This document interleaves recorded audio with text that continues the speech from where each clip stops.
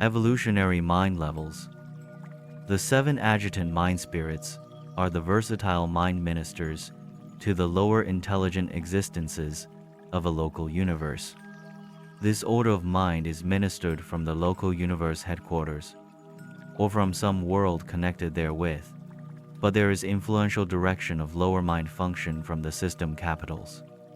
On an evolutionary world, much, very much, depends on the work of these 7 adjutants, but they are mind ministers.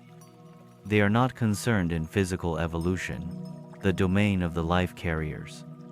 Nevertheless, the perfect integration of these spirit endowments with the ordained and natural procedure of the unfolding and inherent regime of the life carriers is responsible for the mortal inability to discern, in the phenomenon of mind, aught but the hand of nature and the outworking of natural processes, albeit you are occasionally somewhat perplexed in explaining all of everything connected with the natural reactions of mind as it is associated with matter.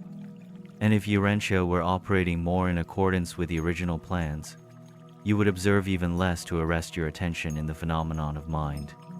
The 7 adjutant spirits are more circuit-like than entity-like, and on ordinary worlds they are encircuited with other adjutant functionings throughout the local universe. On life experiment planets, however, they are relatively isolated, and on Urantia, owing to the unique nature of the life patterns, the lower adjutants experienced far more difficulty in contacting with the evolutionary organisms than would have been the case in a more standardized type of life endowment.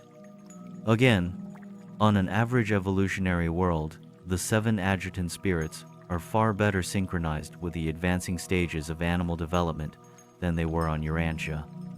With but a single exception, the adjutants experienced the greatest difficulty in contacting with the evolving minds of Urantia organisms that they had ever had in all their functioning throughout the universe of Nebadon. On this world, there developed many forms of border phenomena, confusional combinations of the mechanical non-teachable and the non-mechanical teachable types of organismal response.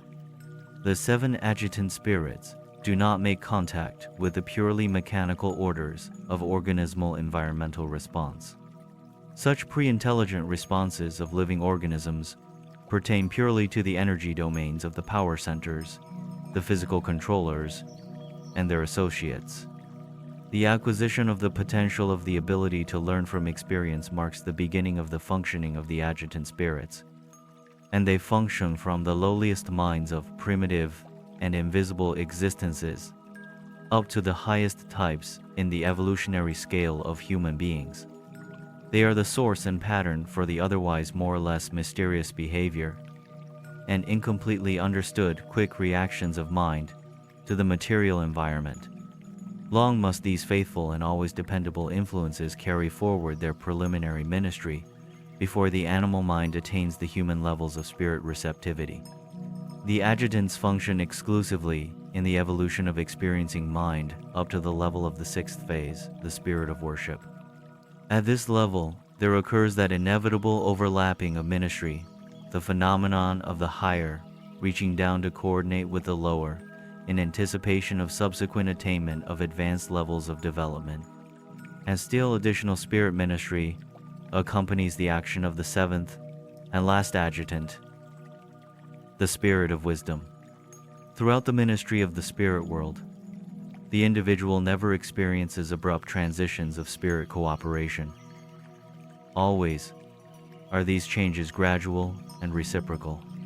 Always should the domains of the physical, electrochemical, and the mental response to environmental stimuli be differentiated, and in turn, must they all be recognized as phenomena apart from spiritual activities. The domains of physical, mental, and spiritual gravity are distinct realms of cosmic reality, notwithstanding their intimate interrelations.